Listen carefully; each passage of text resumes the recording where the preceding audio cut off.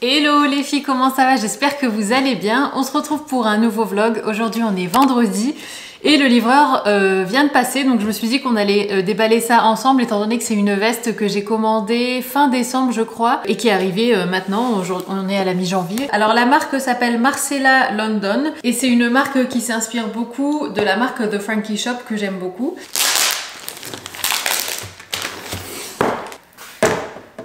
Ok, on a un cintre, on a une petite carte comme ça de la marque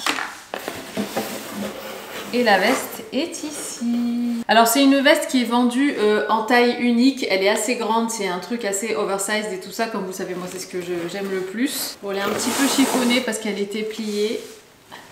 Verdict, elle est trop belle. En tout cas de ce que je peux voir dans l'écran de la caméra, elle m'a l'air canon. Bon, peut-être pas avec le pull là que je porte. Non vraiment, elle est magnifique cette veste. Je vais lui passer un coup de steamer tout à l'heure pour lui redonner sa forme et enlever un petit peu les plis et tout ça, qu'elle soit moins chiffonnée, mais elle est magnifique. Elle m'arrive jusqu'à là pour que vous voyez bien. Elle tient super chaud. Elle est trop belle. La couleur, j'adore. Et voilà ce que ça donne. Bon, je suis en pantoufle, faites pas gaffe. Elle est grande, hein. Mais moi, comme vous le savez, c'est ce que j'adore. Faut que je lui passe un petit coup de steamer. Je vais peut-être enlever le pull qui est en dessous pour voir, parce qu'en dessous j'ai un gilet gris, ça pourrait peut-être faire sympa. Et comme je vous l'ai dit, si vous aimez du coup tout ce qui est The Frankie Shop, enfin ce genre de coupe un peu droite, structurée, minimaliste, épurée et tout, allez sur le compte Insta de Marcella London. Vous allez voir, c'est à peu près les mêmes pièces, les mêmes coupes. Je vous montre le total look du coup avec la veste. J'ai enlevé le pull, donc voilà, j'avais un simple t-shirt gris en dessous. Le jean et les bottines. Franchement, je trouve ça trop beau comme look. J'adore, c'est exactement ce que j'aime. Un blazer oversize avec un jean et des bottines. C'est exactement mon look, enfin c'est exactement mon style. Je pourrais m'habiller comme ça vraiment tous les jours quoi.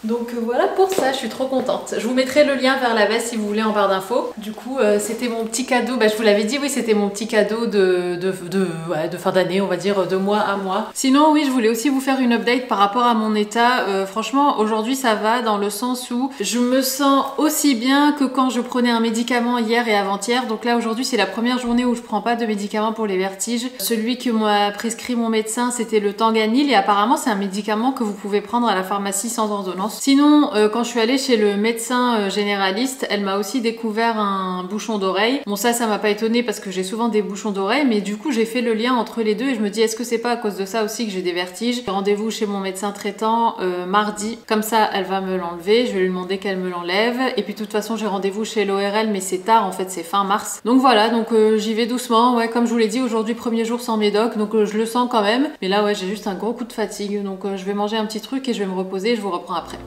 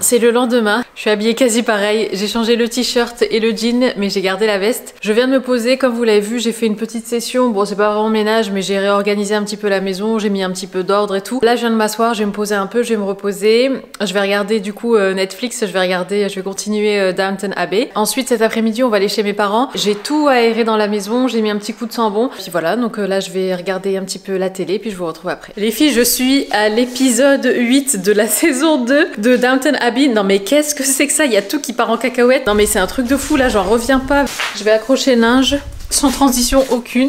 J'ai accroché le linge, bon je dis j'ai accroché le linge mais en fait J'ai mis le drap sur la porte parce qu'en fait le drap est grand. Et d'ailleurs, ouais, ça me fait penser qu'il faudrait que je demande à Isaac qui monte quand même, enfin pas tout seul, mais à l'occasion, si jamais il y a mon frère ou mon père qui vient à la maison, de monter le sèche-linge parce qu'en fait, c'est le genre de pièce que j'aimerais bien mettre dans le sèche-linge, mais le sèche-linge est à la cave. Et c'est vrai que fut un temps, je descendais à la cave pour mettre le linge à laver et tout, et maintenant, j'y vais de moins en moins à la cave, et donc du coup, je trouve, ça serait plus pratique d'avoir le sèche-linge là, même si l'électricien n'est pas encore passé, mais au moins ça me permettrait de débrancher la machine et de brancher à la place le sèche-linge quand j'en ai besoin, quoi. Enfin bref, là on a fini de manger, j'ai fait un super bon risotto aux champignons avec du poulet que j'ai laissé mariner dans les épices et tout ça. C'était trop bon. Et là donc on va pas tarder à aller chez mes parents, ma mère ne se doute de rien, je suis trop pressée de lui donner son cadeau en fait. Il est 2h15, on doit partir vers 2h30. Donc voilà, donc je vais me poser, je vais essayer, j'allais dire je vais prendre un dessert, mais non, parce que maman je pense qu'elle a dû faire un petit gâteau. Ouais, peut-être un petit café, ça fait longtemps que j'ai pas bu de café. Et franchement, je disais à Isaac hier ou avant-hier, je sais plus, c'est la meilleure sensation quand t'étais malade et que voilà, tu vas mieux et que du coup t'apprécies toutes les petites choses de la vie, quoi. Tu dis oh là là, je vais me faire un bon café, je sais pas, je vais prendre une bonne douche. C'est vraiment, t'apprécies toutes les petites choses, parce que quand t'es malade, tu te dis punaise, tout devient difficile et enfin voilà, et compliqué. Tout est physiquement difficile en fait. Et là, quand tu retrouves un petit peu tes capacités et tout ça, c'est un pur bonheur, quoi. Donc je suis un peu dans cette phase-là pourvu qu'elle dure. Ah d'ailleurs, faut que j'emballe le cadeau de ma mère. Je vais faire ça tout de suite.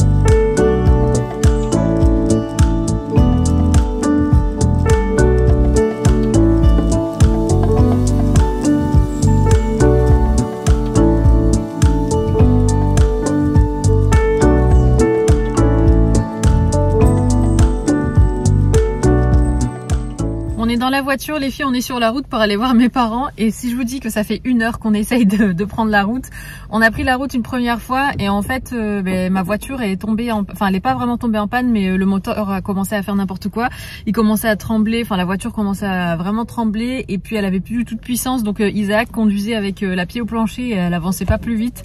Du coup on a fait demi-tour et on est venu chercher la voiture d'Isaac, et là Isaac est en réserve, donc là on est à la station essence, il est en train de mettre de l'essence et ensuite on pourra prendre la route. Je vous dis, ça fait 1 heure qu'on est parti de la maison et pourtant on est toujours aussi proche de la maison. Donc voilà, sinon j'ai bien emballé le cadeau, il est là. En fait j'étais un petit peu embêtée parce que il y a la boîte, mais aussi j'ai mis les huiles essentielles juste là, les 3 flacons. Donc en fait ça fait une forme un petit peu bizarre, enfin c'est pas un rectangle parfait, quoi. Donc c'était un peu gênant pour faire le cadeau, mais bon finalement, enfin pour l'emballer, mais finalement j'ai réussi. Donc voilà, j'ai trop hâte de donner ça à ma maman. On va manger une part de gâteau, pourquoi pas boire un petit café, et puis voilà, papoter et tout et tout.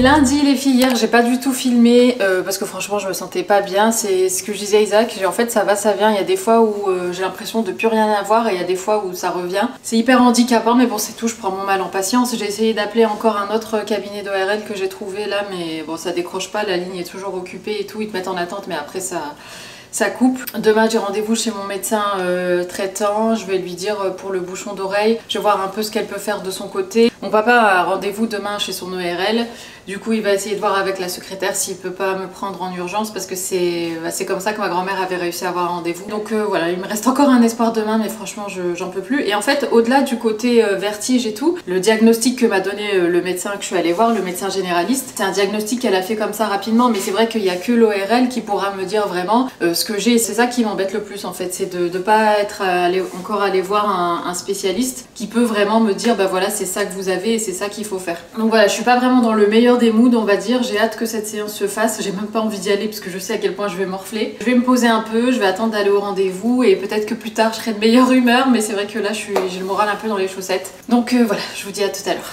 On sort à l'instant de chez le kiné. Ça a été un peu mieux dans le sens où j'étais étonnée de voir que j'avais réussi à garder les yeux ouverts aux 2 derniers exercices, alors que la semaine dernière c'était mais impossible.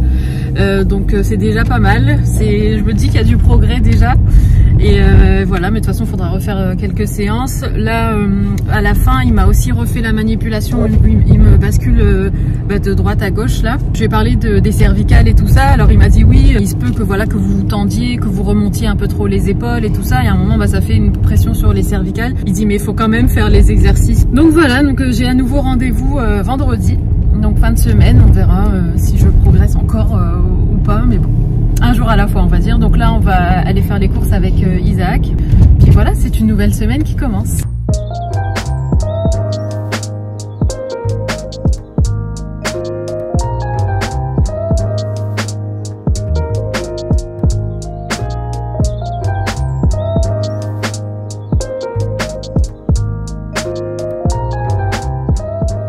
On vient de rentrer, comme vous l'avez vu, on est allé faire les courses. On est aussi passé au magasin bio. J'ai repris du lait d'avoine sans gluten parce que j'en avais plus. Et franchement, le lait, ou enfin, tu vas me dire, peu importe ce que t'as plus, quand t'en as plus, c'est toujours hyper relou. Ça fait plusieurs jours que je me disais, ah, faut que j'aille en acheter, faut que j'aille en acheter et tout ça. Et puis, vu que j'étais pas bien, j'avais pas forcément envie de sortir. Et puis, ça m'embêtait de demander à Isaac de sortir rien que pour ça et tout. Donc, je me suis dit, c'est pas grave. Lundi, quand on ira faire les courses, j'en prendrai plusieurs bouteilles. Donc, j'ai pris 3 bouteilles de lait d'avoine. Maintenant, il faut que je me discipline. Est-ce que quand il en reste plus qu'une, que j'en reprenne comme ça, j'en ai toujours un peu d'avance parce que c'est le genre de truc aussi où finalement tu te dis oh c'est bon, j'en ai encore une, et puis finalement tu te retrouves quand même à un moment donné sans lait. Et sinon on est allé faire les courses habituelles, donc voilà, enfin rien de bien spécial. Par contre on a pris du brie. En fait je vous explique, la semaine dernière on est allé donc chez Grand Pré faire les courses et on a pris du camembert, et en fait le camembert qu'on a pris il était vraiment beaucoup trop fort, et moi j'aime bien le camembert hyper doux, limite je préfère le brie au camembert quoi. Et donc la semaine dernière on était hyper frustrés, enfin ça va, Isaac lui il aime bien le fromage et tout ça, mais moi c'est vrai que je suis assez particulière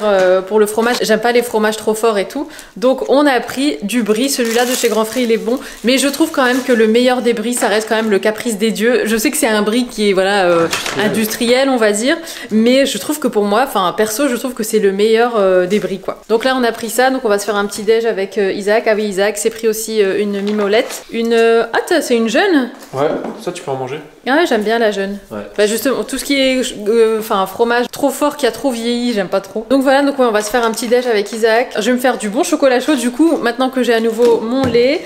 On va se faire ça avec du pain grillé, un peu de beurre demi-sel, du brie. Et ça va être trop bon.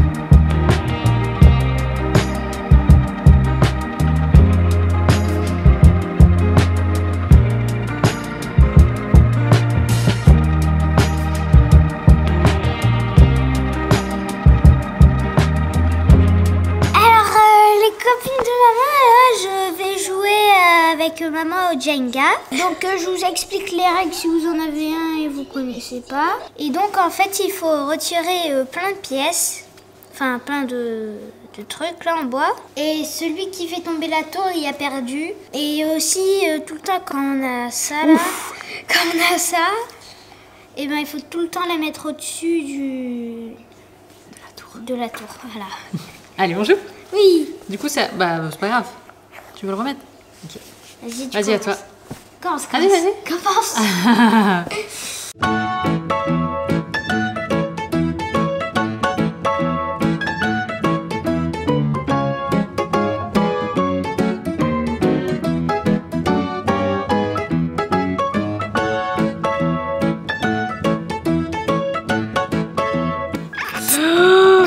ça bouge, ça bouge. Et voilà. La partie la plus rapide. La plus courte au monde. Ouais, j'avoue. Allez, on recommence.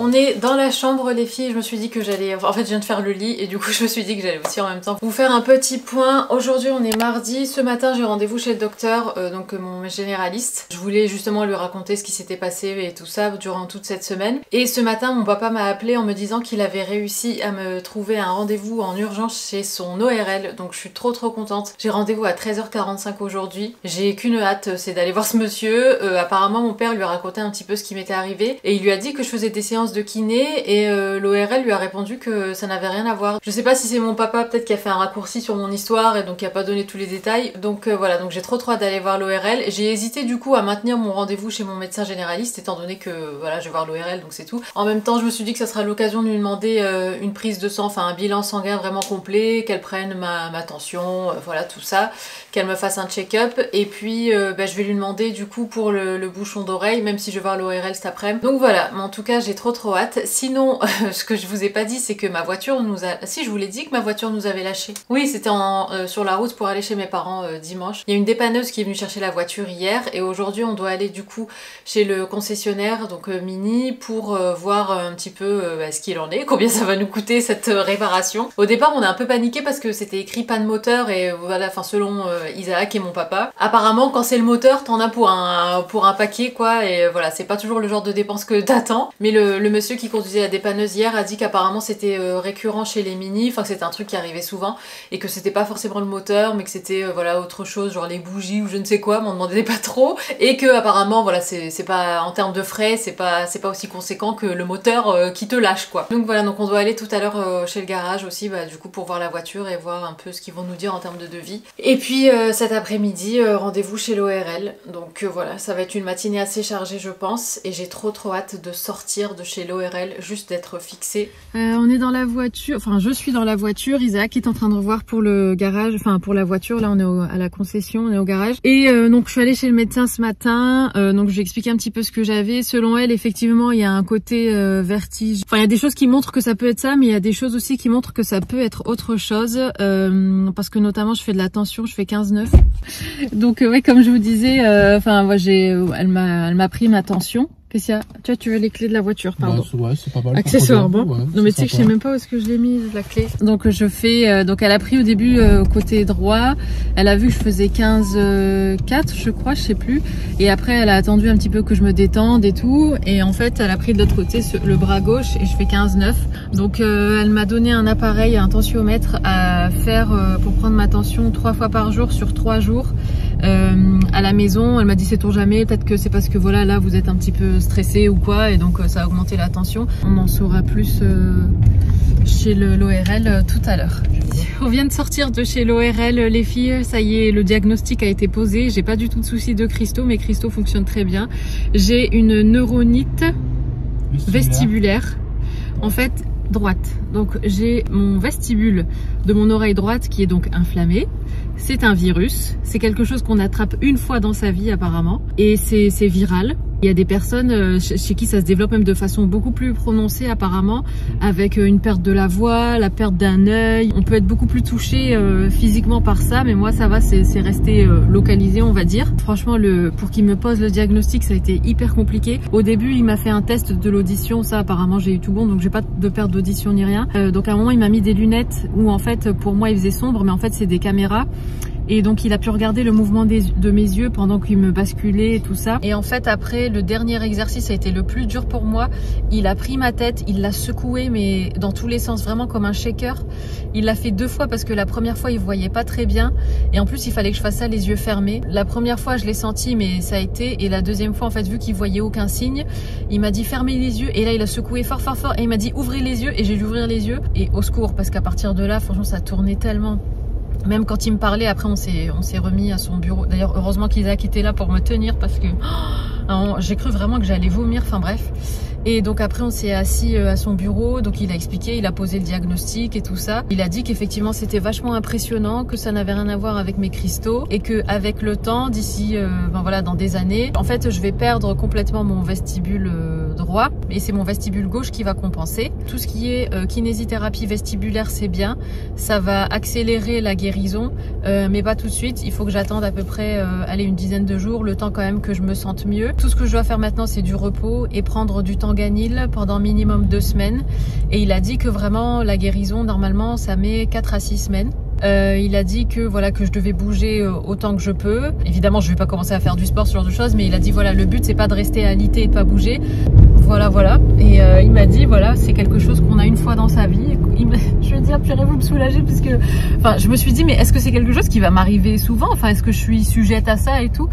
Et puis je lui dis vous me soulagez. Il dit fallait bien que je vous donne une bonne nouvelle. Donc franchement, il a été adorable. Il m'a aussi donné une ordonnance pour faire une IRM quand même, de contrôle, voir si tout va bien.